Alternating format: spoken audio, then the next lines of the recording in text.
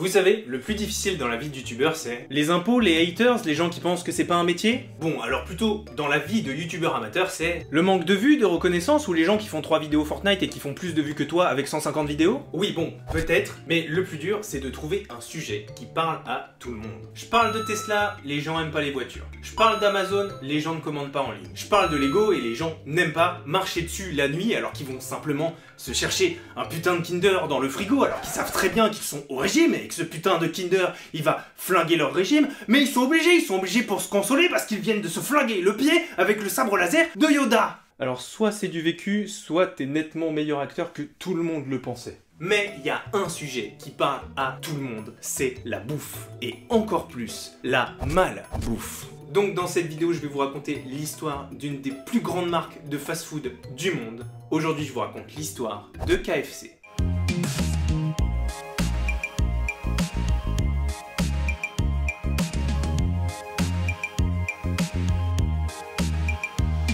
Le protagoniste de cette histoire n'est autre que le grand Harland Sanders. Harland, il fait partie d'une petite fratrie composée d'un petit frère et d'une petite sœur. Cette petite fratrie va être très vite élevée uniquement par la mère, parce que quand Harland avait seulement 6 ans, lui et ses frères et sœurs vont malheureusement perdre leur père. Harland étant le plus âgé de la fratrie, il va vite comprendre que sa mère toute seule, elle n'arrivera pas à tout faire. Elle n'arrivera pas à gérer la maison, les 3 enfants, plus le boulot, ça fait trop. Et donc il va l'aider comme il peut, en s'occupant notamment de beaucoup de tâches dans la maison et notamment dans la confection des repas. Et en plus de se découvrir une véritable passion pour la cuisine, il est vraiment très doué pour ça. La contrepartie légèrement lourde de ce soutien sans faille à sa famille avec tout ce qu'il pouvait faire dans la maison et même les petits boulots qu'il pouvait faire en tant qu'enfant pour ramener quelques dollars dans la maison, c'est qu'il va lui rester très peu de temps à consacrer à ses études et donc il va devoir arrêter l'école à l'âge de 11 ans. Ouais, et en plus à l'époque, pas moyen de devenir streamer. Ce premier chapitre de l'histoire de KFC, ça se passe dans les années 1890 et pendant les 40 années qui ont suivi, Harland il a fait qu'enchaîner les petits boulots. En fait, Harland il s'en fout un peu de ce qu'il fait. Déjà, il a la chance de s'intéresser à beaucoup de choses, mais en plus du moment qu'il ramène assez d'argent pour avoir un toit au-dessus de la tête et pouvoir se nourrir correctement, et bah ça lui va, il s'en fout du boulot qu'il fait. C'est donc comme ça qu'il va s'essayer à l'assistance juridique, au monde de la ferme, à la lutte contre les incendies et même aux accouchements. Son CV doit être époustouflant. Et la diversité de ses expériences professionnelles vont l'amener à l'âge de 41 ans à ouvrir un resto... une station-service. Non, je fais pas durer le suspense, une station-service pour faire de l'essence. C'est un très mauvais mime de faire l'essence. Vraiment, va falloir que j'aille me coucher. Ouais, de toute façon, un restaurant, une station-service. Bientôt, à l'allure où on va, ça sera moins cher d'aller bouffer pour 8 dans un grand restaurant étoilé que d'aller faire le plein d'un petit scooter. Et il se trouve que dans sa station-service, il lui reste un peu de place dans la salle et il va donc décider de monter un petit restaurant dans la station-service. Ah oui, un de ces genres de restos qui coûte une blinde parce que les gens savent très bien que si t'es sur l'autoroute et que tu vas dans une putain de station-service et que t'as la dalle, t'as pas le choix de manger sur la station-service puisque tu peux pas aller ailleurs que sur l'autoroute. Alors au départ, faut vraiment voir ce petit restaurant comme une petite folie d'Harland. L'idée c'était de vraiment pouvoir continuer d'assouvir sa passion pour la cuisine dans sa station-service qui était son activité principale. Et dans ce restaurant, il va donc cuisiner pas mal de plats un peu familiaux comme il avait pu faire dans son enfance et aussi du poulet frit. Alors oui, je me doute qu'il n'y a rien d'étonnant pour vous. Je veux dire, on parle de KFC, il fallait bien qu'à un moment il y ait du poulet frit. Si je vous avais dit que son plat phare c'était les spaghettis bolognaise, là il y aurait eu quelque chose d'étonnant. Je comprends que vous soyez un peu déçus.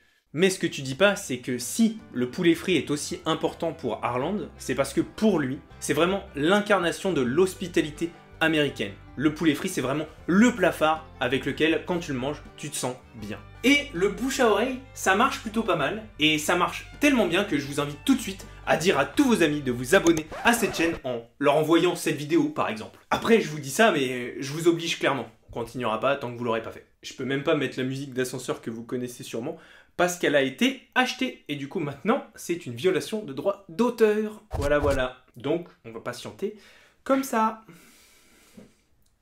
Bon, sérieusement, le bouche à oreille fait vraiment son effet et en très peu de temps, il y a beaucoup de gens qui affluent dans la station-service d'Harland et c'est vraiment pour goûter ces petits plats plutôt que le gasoil. Mec, je te conseille sérieusement de jamais goûter le gasoil. C'est clairement amer. Du coup, pour supporter cette énorme influence, Harland il va ouvrir un restaurant en face de sa station-service. Un restaurant qui est beaucoup plus grand et donc avec beaucoup plus de place à l'intérieur. Et il va l'appeler le Harland Sanders Café. Malheureusement, la construction d'un autoroute inter-État situé extrêmement proche de son resto, l'oblige à mettre la clé sous la porte. Et si on fait un bond dans le futur, le café sera réouvert et transformé en musée en 1990 au moment de son entrée dans le registre des monuments historiques des États-Unis, célébrant la naissance de KFC. Donc Harland est ruiné, mais il croit dur comme fer à sa recette de poulet frit. Et il va alors commencer à faire du démarchage à la recherche d'un restaurant qui lui ferait confiance pour utiliser sa recette. Et il va trouver Pete Harman, propriétaire d'un des plus grands restaurants de Salt Lake City dans l'Utah. Et Pete, il va tomber fou amoureux de la recette d'Harland. Il va alors lui conseiller d'ouvrir une nouvelle entreprise qu'il pourra ensuite franchiser avec d'autres partenaires. Bon, pour ceux qui n'ont pas compris ce que c'est qu'une franchise, je vais vous expliquer. Une franchise, c'est une méthode qui permet de commercialiser un service ou un produit en collaboration avec une autre société. Si on prend l'exemple de KFC, Harland détient une idée, un concept, un produit et une image de marque qui est bien à lui. Pete, lui, détient un gros restaurant avec une forte visibilité. Dans ce cas, Harland est le franchiseur. Il va donc permettre à Pete à la fois d'utiliser son image, son produit, son concept dans son restaurant. Et il va d'ailleurs l'aider à tout mettre en place dans le restaurant pour que ça colle vraiment au concept de base qu'était KFC. Et Pete, qui est alors le franchisé, doit respecter les règles de la franchise imposées par Harland.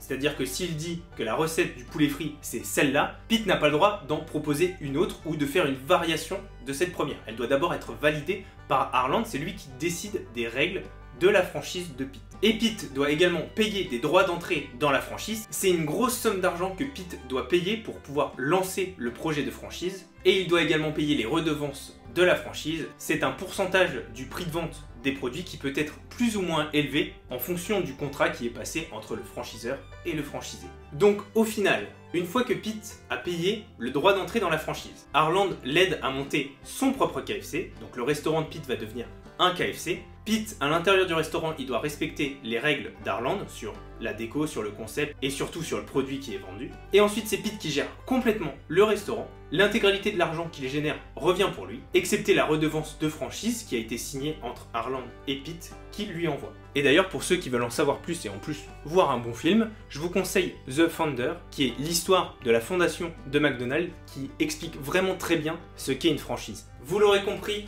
Harland va suivre le conseil de Pete et monter une nouvelle société qu'il va ensuite franchiser.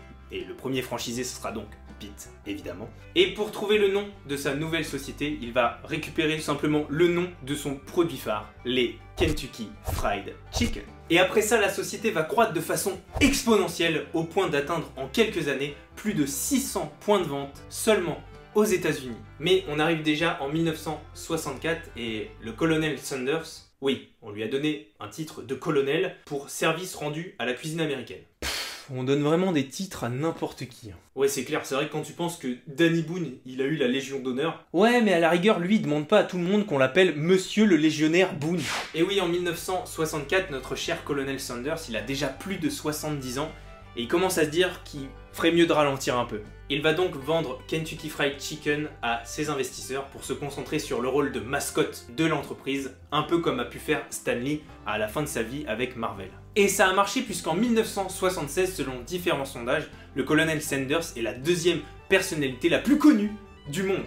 Et pour conclure, sachez que c'est le groupe PepsiCo, qui détient notamment Pepsi, qui a racheté la société en 1986. Et c'est d'ailleurs à l'occasion de ce rachat qu'ils ont officiellement renommé la marque, passant de Kentucky Fried Chicken à simplement KFC. Et la société sera encore une fois rachetée en 1997 par le groupe Yum, qui détient notamment Pizza Hut et Taco Bell. Et voilà, vous en savez plus sur la naissance de vos poulets frits préférés. J'espère que cette vidéo vous a plu. Je vous souhaite une excellente journée, une excellente soirée selon l'heure à laquelle vous regardez cette vidéo. Et je vous dis cordialement et à la semaine prochaine sur la chaîne Culture J. Ouais, la semaine prochaine, je te rappelle qu'il y a même pas 2 semaines, t'as fait un blackout d'1 mois sans aucune explication. Alors bon, je suis pas sûr que c'est le moment de s'engager vraiment sur la semaine prochaine. Hein. Tu râles vraiment tout le temps, toi, hein.